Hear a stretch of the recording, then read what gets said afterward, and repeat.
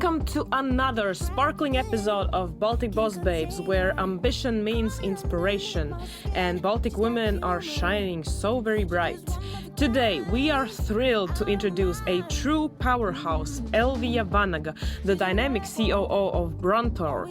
Known for her exceptional leadership and innovative drive, Elvija is steering Brontor to new heights in the competitive world of modular architecture and beyond. In this episode, we dive into Elvija's journey, how she balances the bold strategies of a COO with the creative problem solving that fuels Brontor's success. From breaking industry stereotypes to scaling a business with impact, Elvija shares her vision, her challenges, and the lessons that keep her at the top of her game. Tune in to hear how this Baltic Boss Babe is shaping the future of construction while inspiring a new generation of women leaders. Let's get started. Hi, Elvija. How are you today? Hi, thank you for having me here. So I'm feeling excited. Cool. I'm always happy to share the high energy of powerful Baltic women. So yeah, let's dive right in.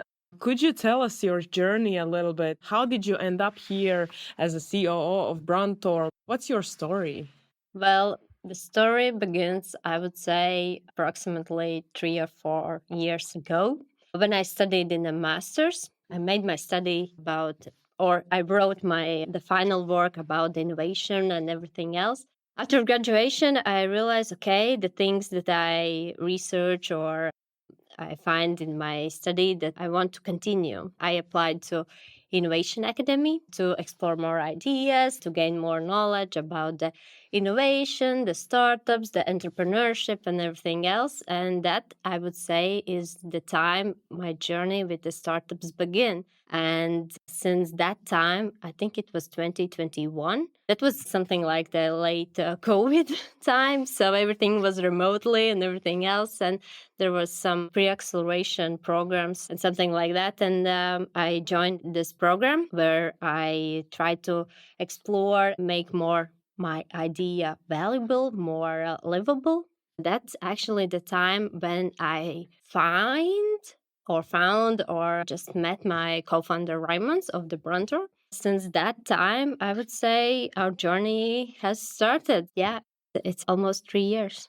Cool. So just for the recap, you had never been in a startup ecosystem before, so that was kind of a completely brand new thing for you, right? Yeah, exactly. That was something brand new because I knew I could do something more. I had this feeling that I want to do something that is made by myself or more this like entrepreneurship gene or something like that. I felt that I could do, but I never dared to do it. So it was like, okay, this is something new. I will try it. I was scared. I was so scared to enter this first program. And that was the first step to continue where I'm now. Okay, cool. So a little bit of bravery there. In this journey, of course, 3 years is not really a long time if we are looking in a kind of a business perspective. But if I could ask this question to anybody from startup ecosystem, everybody would say 3 years is almost a lifetime because so many things are happening. Do you have any memories or thoughts on different kind of events that kind of shaped your journey in the startup ecosystem with Brontor or your journey as a female entrepreneur? Some key elements, events, or people that you have met. Can you name a couple of those? Yeah, definitely. Well, one of the main events or something is like, as I'm always saying, it's like this first program, Innovation Academy. That was the first step. The second one is like when both us, me and Raymond, we participated in this idea competition, EIT Jumpstarter, and it held more than a half year. So it was like, I think, 8 or 9 months. So through all years. So there are several stages. You are completing one stage, there are evaluation, you are next stage, you are pitching, you are preparing everything else, business plan, and etc., etc. At the end, it was the next year after I joined this startup ecosystem, let's say, we won EIT Jumpstarter in a mobility category. Okay. And it was the huge turning point for us to realize, okay, this is getting real. So this is something that all the people around from different fields or from industry, they are saying, this is something new. This is something that we need. So keep going, please keep going, and let's go. That was the first thing, I would say, the first things that we accomplished as a team. The next turning point for me, it was when I was among top 50 women in a women leadership program in 2023. Nice. And there was 50 different women from different European countries, from different kind of companies. And I felt, I don't know how to describe the feeling, but it was like, how did I ended up here? Here are so many women who are working several years. They are the leaders in this industry. They are doing this and that. And you are thinking, oh my God, how did I ended up here? But it was so inspiring. And that was a crazy good feeling to be among these women. And you realize you are speaking about your daily life also and your professional life. And there are so many inspirations and some suggestions. Doing that, do that. I can just introduce you to this one and that one. And it was so warm and very welcomely community. It was the second turning point for me as a woman. Hey, this is something I need to continue, because at the first point you are feeling maybe something a bit struggling, maybe you're feeling shy or the imposter syndrome all the way. Exactly. And it was like, okay, this is boosting my confidence to continue what I'm doing. And that was the second turning point for me as well. But yeah, the continue what we are working and everything else, some recognition awards when we got from Latvian Startup Awards special prize as the future of mobility. It was quite surprisingly nice to receive this kind of award. And 2 months later, last year in November, we were among top 3 in the World Smart City Awards in the mobility sector. Okay. We were top 3. We were finalists, and I think there were 10 categories or something like that. And the applications were more than 600 in these all the applications. And you are thinking, wow, we are a startup almost 2 years old. So we were quite new, fresh, and this is our idea, what we want to continue to do. And we are top 3. It was crazy. It was really crazy. And that was I would say, one of the also turning points for us as a team, that seeing that world leaders, this is not coming from the local community. It's coming from the world leaders, the jury, that they are seeing through all the applications and seeing this word. So this was something that was wow. Just going through the journey, this year was, or still is, in a big note. I would say we are launching EIT Urban Mobility funded project. And we received kind of grant, kind of investment. It's hard to find the exact things that shaped Brontor in a different way and boosted our speed, I would say, from 1 to 100. So it was like, whoop! And this is something that we are still doing, and a lot of things doing in daily, but yeah, some bigger turning points. Yeah, I guess so. I mean, from one perspective, I would say that when you are doing something and you're not really, like, you are passionate about your technology, obviously you wouldn't have continued otherwise, right? But I mean, there are times when you are going through this journey and you get no recognition whatsoever. And this is where the doubts come in. So actually, in a sense, you are really lucky that you have these boosts of confidence and recognition, that there are people from the side saying, hey, you know, like, what you're doing is actually really cool. And the bigger the scale, the more important the names that are actually acknowledging your technology. And what you are doing is actually kind of a great way how to keep the flame going. Because in the previous startup that I was part of, we were really struggling. Like, behind the curtains and the scenes, everybody was like, yeah, this is so awesome, you know, and then we go in public and they're like, no, you know, it was really tough. And then after going for 3 years, is this really worth it? Is it gonna fly? And then, you know, like, the slow death in the startup valley of death starts, right? So you're actually really fortunate in this way. It's actually pretty cool to have this success stories once in a while. Give us a little bit of hope that it is possible, exactly, right? That's something that every startup needs some recognition or some positive side from the media or from community that you are feeling. So this is something keep doing, not just waiting. Okay, we will wait how it goes, and then we will say, yeah, good job. Yeah, it's something that's a really nice, but sometimes we need to make more published these startups that are going through different journeys, different paths that they are going. So small recognition boosts people. This question almost feels irrelevant at this stage, but I mean, taking into consideration all the recognition you have gotten, have you had these moments of doubt when you are sitting at the table like, man, is this really worth doing, or self-doubt, or am I good enough? Like these kind of thoughts, have they crossed your mind, and how did you deal with it? Yeah, definitely. It has crossed my mind. And thankfully, and this is one of the things that also is why in the startups you cannot do everything alone. So you need a co-founder or the team. So if I'm feeling this down feeling at that time, my co-founder is feeling like, okay, keep pushing. I have positive energy. We can do it and everything else. And then he somehow pushes me up. And sometimes he has these, let's say, these down feelings, and I'm trying to push him up. So we are like shoulder to shoulder, trying to each other to not the balance, but keep pushing. So these are the things that you need to the second or the third person in your team. So you are the team. So you are going forward together, not alone, but forward.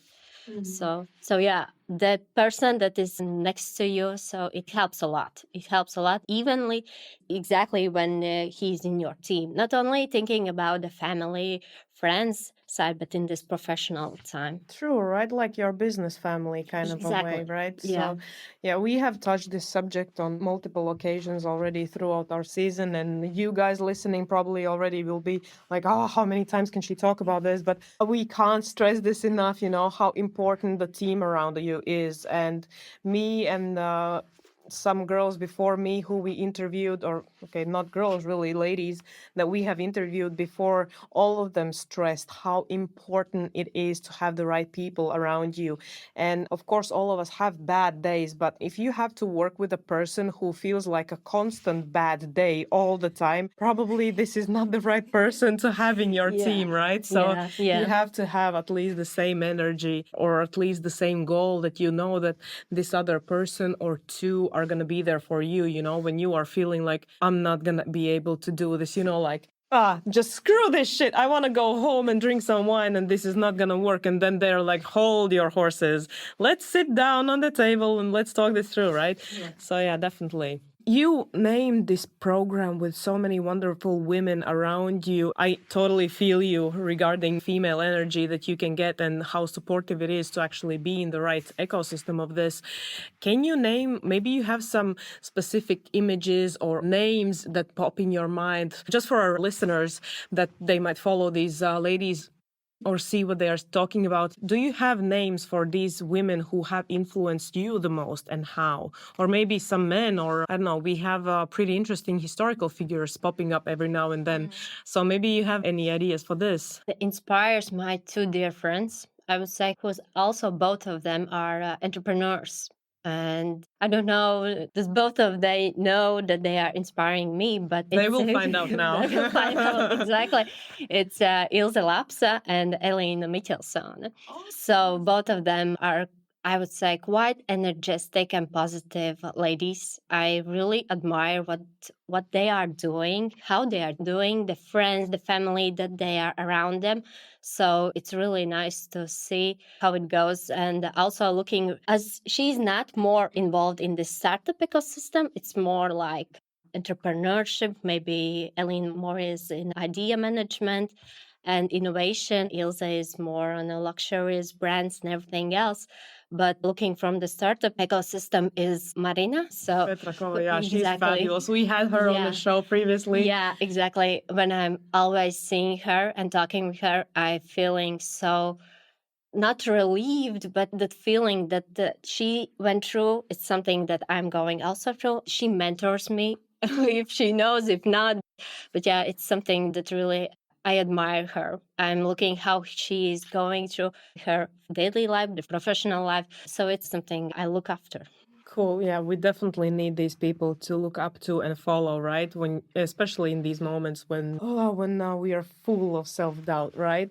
Yeah. But now a little bit more to the fun part of our conversation, which I always like to hear. And I mean, I've had some pretty funny stories about this. Women in business and in tech in general, like are so frowned upon. Even still, this is a kind of an issue out there, and we can't really deny it because it is there. And all kinds of stereotypes. And I'm curious, have you encountered any part or any event where you actually were breaking kind of stereotypes when people were looking like, this is another one of those ladies, and you're like, nope, I will show you how it's done, and you have actually broken some stereotypes. Do you have a story like that? I don't know if I have broken some stereotypes, but I have participated in some events that they are somehow trying to boost this female, not the energy, but female entrepreneurs and something like that. But yeah, I'm just thinking, it's like I had conversations with, well, as I'm working in this industry, it's a tech, it's a mobility. So it's mainly male dominated, but it's changing. I would say it's changing. And recently I was in exhibition in Amsterdam. I showcased our solution and everything else. And one of the ladies came to me and she was saying, I wouldn't say that. I don't know how she said, but the main idea was like, I'm really grateful to see that there are ladies in mobility, and I want to silently give you a high five. So it was so nice to hear something like that. She was with her colleague and he was talking with other people, and I was talking with this lady, and it made my day. It really made my day. She's saying that in this exhibition, I'm seeing so many people that are showcasing their solutions. It's tech, it's mobility. They're mostly males, or maybe there are some ladies. Maybe they are a salesperson or a communication. But she said, as a co-founder and a C-level, she said, oh my God, this is something that she met, I think, another woman in this exhibition, and I was the second one. And she was so happy. She was so happy to see me to there. So it was like maybe some stereotype break, but yeah, it was something nice to hear something like that. Of course, quiet female solidarity out there. I know, I've had the same thing. I mean, there have been conversations where I have been talked across, like literally, I'm standing in a triangle with two other executives from a company, and they are addressing my questions to all of the male co-founders. So I had been talked across directly. And then when somebody comes to you and acknowledges the fact that you are the female and you are the C-level executive there and you are the one to talk to, then it really gives you a great feeling. So I can understand how that can boost the ego. No, not really ego, the confidence, because I mean, we really lack ego out there from female perspective for sure. Is there any like unconventional thing that you have done to kind of, I don't know, prove your point or showcase your solution or even yourself somewhere, somehow? I would say it is the time I left my quite well paid daily job to choose the startup and my colleagues were happy. They knew what I'm doing. They just jokingly said, when would be this time that Elvija will leave? But yeah, this was the feeling that I felt like, okay, this is the right time to choose the startup, to go to this way. So I'm believing in this. I want to continue in this path in the Brontor story, to continue it. So I would say it's maybe on some point it feels like, why did you choose it? But it is something that I made by myself, like, okay, this is great. I'm feeling really good what I'm doing in daily, but I'm feeling more that I could do more in this journey, in this path. Kind of a fulfillment type of a feeling, Yeah. right? It's like giving purpose a little bit Exactly. more, right? So you cannot have that many hours in day to do everything. So you need to True. choose what is your priority. So I choose Brontor. I'm so glad you do, because I mean, guys, you should definitely check them out. They are amazing, and all of the team at Baltic Boss Babes is rooting for you guys. So Oh yeah, that's so nice. yeah, so a little bit of happy tears and moving on with the next question. We know that our daily life is coming together from different kind of small, bigger, and different kind of decisions that we make. If you are looking back in time, although, we always realize that the decisions that we've made are the ones that are making us today, blah, blah, blah. But at the same time, if you could go back and realize that there is this one decision that you made that you might want to change, which one would it be and what was the decision? The previous sentence that you said, and then that this the thing that happened in the past is happened in the past. I wouldn't change some things. I really wouldn't change some things. If you are thinking, yeah, if I would do this and that at that time, maybe there wouldn't be that long struggle or something like that, or so much pain or experience. So you are thinking maybe it would make a shorter time to understand, to get to the point sooner. But I'm still thinking that, okay, that happened in the past is something that was meant. It was meant to be there, to feel these feelings, to get these things and make this experience in the point in the past, and you need to move forward. So look more on the future, what you could do more than just looking back at the past. So it's like I'm looking at this point, look more on the where are you going than just where you're from, than where from the way you went.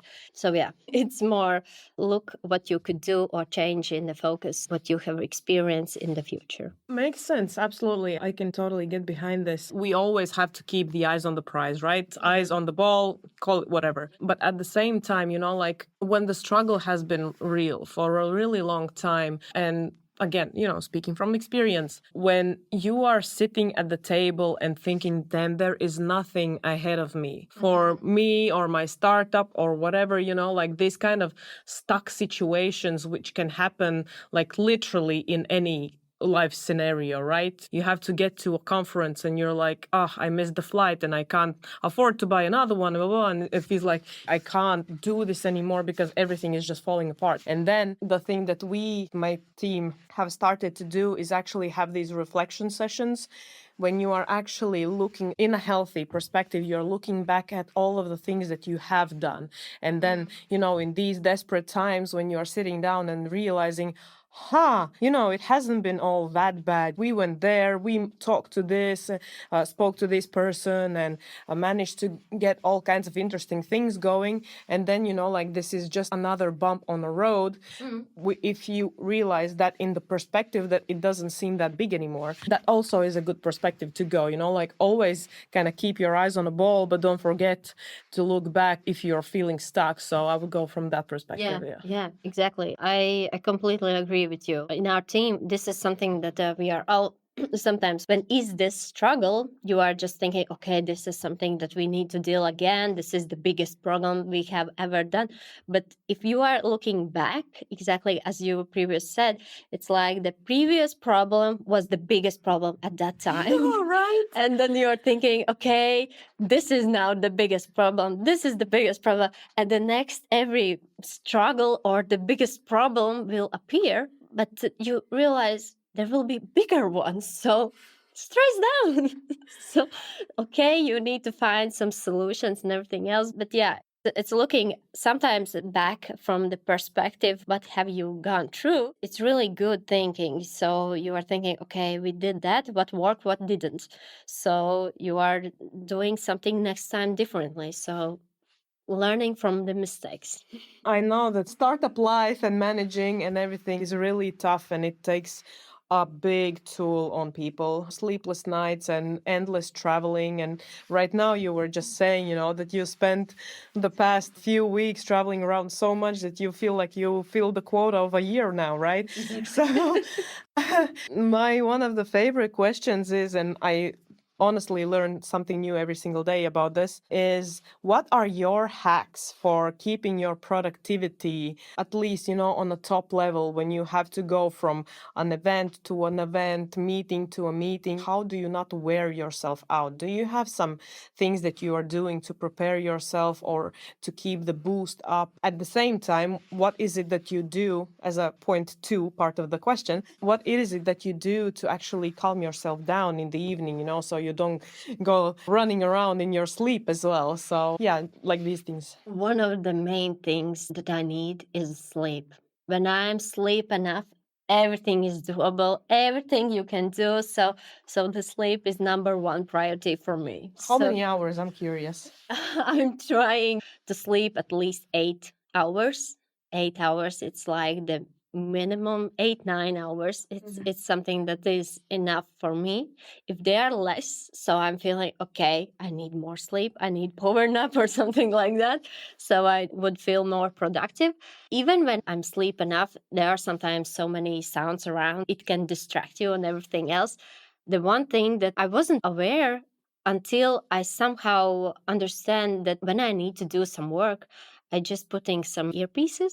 So I'm listening radio or some music, everything else, but I'm just listening to that like directly, not the around sounds. So this is something that makes me productive more. So kind of blocking yourself from the environment. Exactly. It's like the one constant sound, music or something like that. It's not like the reverse sound. It's not nothing like that. It's like you are hearing like only that, and the other things are like, okay, that's for later. Do you put the label on your back? Please don't disturb me. I will chat for an hour. No, that's not me. That's not me. But I could think some people that they need something like that put on the back.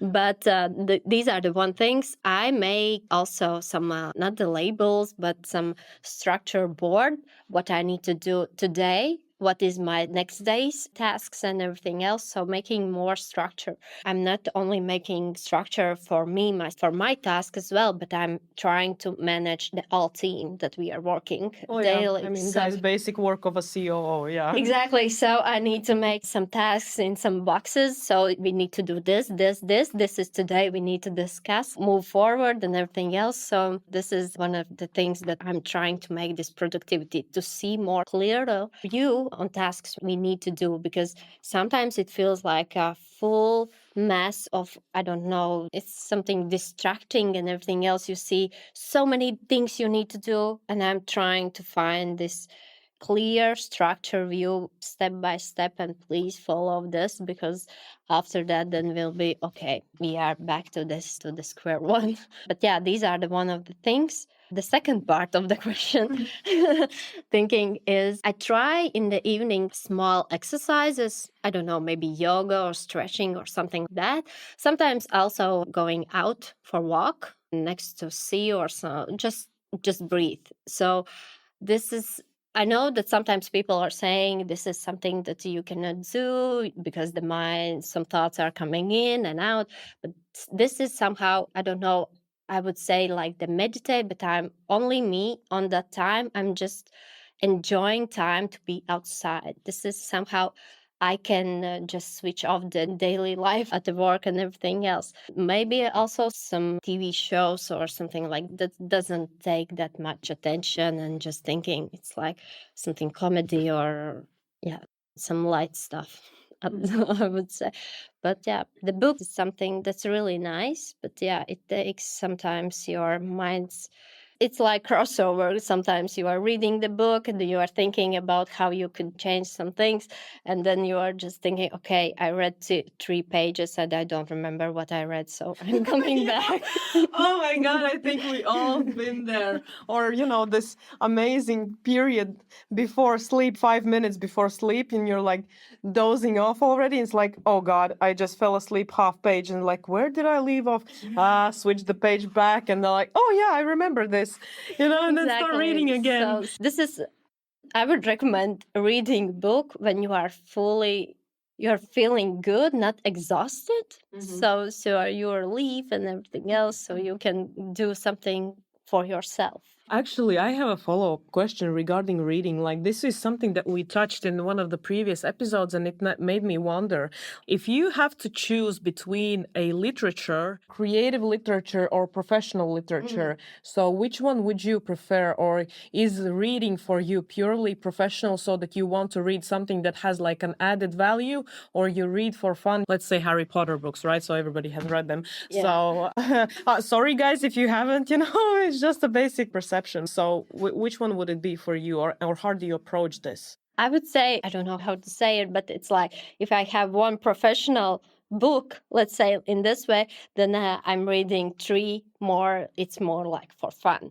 And recently it's like going like that. So you are reading like more in this literature, novel or something in this kind of stuff, and then you are also reading one professional. Because all the time, if you are reading this professional, it's like feeling you are always in a work life. But it's like study mode, right? It's studying. It's good, obviously, but it feels like additional hours to your work. So if this is how I'm feeling, maybe sometimes people are feeling differently. It's like, okay, it's good. It's sometimes really needed, but it makes me feel like I have done extra hours to work. I'm not feeling that, I don't know what to say. Relaxed. Yeah, relaxed. Yeah, thank you. That's the word that I was missing. Relaxed. So I need to do again something more. Okay, maybe you have some suggestions of some, maybe 1 or 2 books that you have read recently that you were like, oh, you should definitely read this. Okay. The latest one I haven't finished, but from professional side, it's like also written by Latvian entrepreneur Ulds Pīlēns. I think it was called like My Entrepreneur Code or something like that. When I read it, he was also describing when he was studying and he was student and everything else, how he built his first company, the second and everything else. And now knowing how he managed one of the biggest companies in Latvia and in Scandinavia. So this is, if I'm thinking from professional side and from the fun literature side, I would suggest also, it's something interesting because I have also Latvian writer. It's Māra, and it was a really nice book. And I read it. I don't know how fast I could read, but it was one of the fastest books that I read. It was so light and so easy to read it, and it was funny. And also looking back at time that this writer was growing. So it's called Pieci pirksti, and I think the second book was like Paradīzes putni. I think it was like that. And both of these books, it's incredible. I really like it. Okay, great. So we are touching a little bit of Latvian literature here as well. Sorry for you guys for the international folk. Maybe they have translated versions, maybe, but definitely we will have the links in description so you can check it out.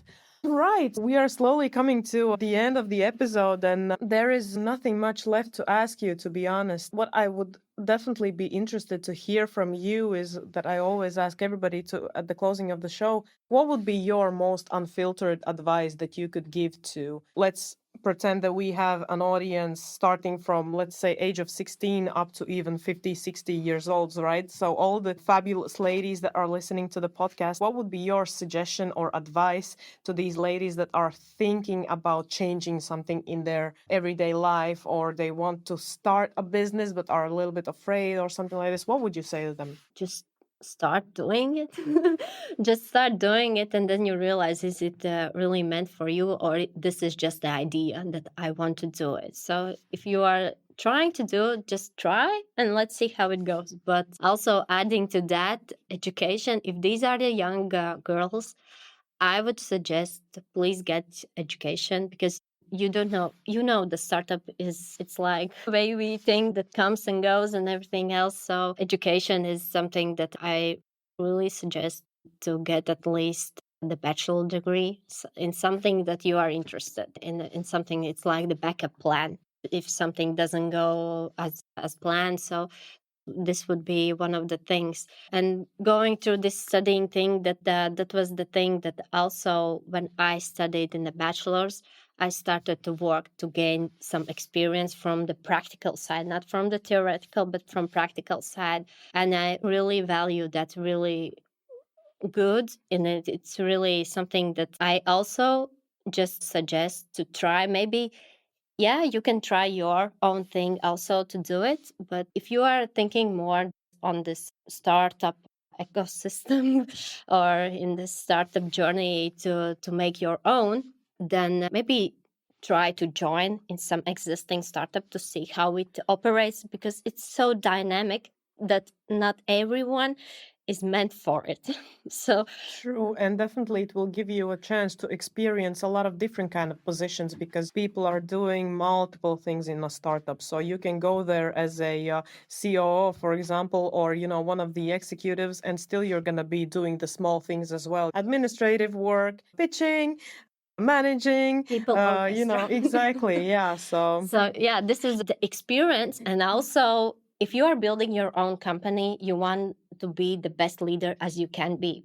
So you as an employee also would see your team leader or your boss.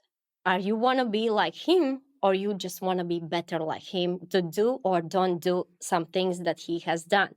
So this is also some perspective that I'm thinking, and I'm really grateful that I firstly came through this like corporative thing when I worked in my daily job. So to understand what kind of team leaders or bosses I want to be or I don't want to be.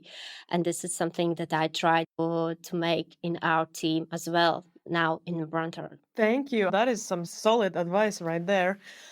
Amazing. So, yeah, the time is up. I really want to thank you, Elvija, for a really cool conversation. We have different kind of perspectives here and definitely brought a fresh vibe to this conversation for sure. So, thank you so much for taking the time to be with us today. And to all of you guys, don't forget we have new episode coming out bi-weekly, and don't forget to follow us on social media on Instagram and on LinkedIn. And see you soon, everybody. Bye. Bye. Thanks for tuning in to Baltic Boss Babes. Elvija's journey is a powerful reminder that resilience, teamwork, and bold decisions pave the way to success. If you enjoyed this conversation, subscribe, leave a review, and share it with someone who needs a dose of inspiration. Follow us on Instagram and LinkedIn for more stories of powerhouse women. Until next time, stay fearless and keep building your dreams.